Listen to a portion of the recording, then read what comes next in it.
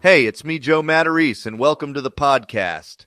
Now, today's guest wanted me to read his pre-written intro, so here goes.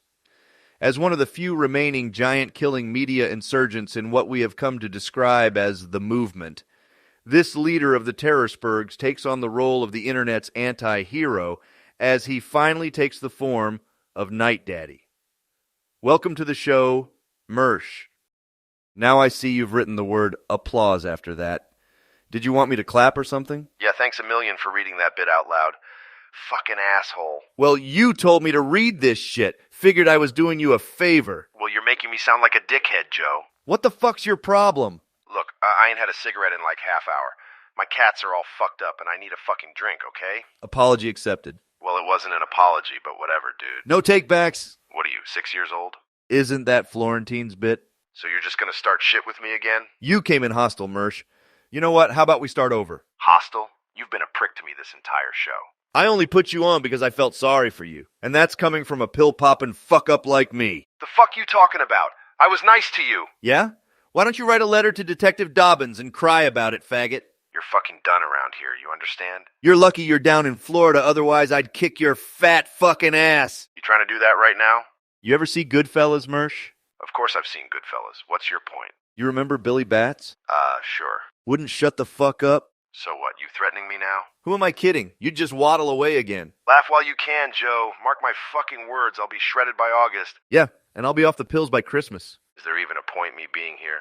Or are you just gonna continue reciting Reddit tranny fanfic? Well, I guess that depends on whether or not you can fucking relax. Fine, you win. So what do you want to talk about? Well, I was thinking, you ever get it where you're having an argument and you win at the end? Happened to me that one time. You're doing it again. I'm just busting your balls, MERSH. Jesus, I thought you were a comedian. I've been fighting 3 years of battles, Joe. It's every fucking day with this shit. But I thought things were going well for you. What with the documentary and everything? Peacock really fucked me on that one. No, not that Teddy Hart garbage. You know, the porcelain thing. Don't you ever mention that name to me again.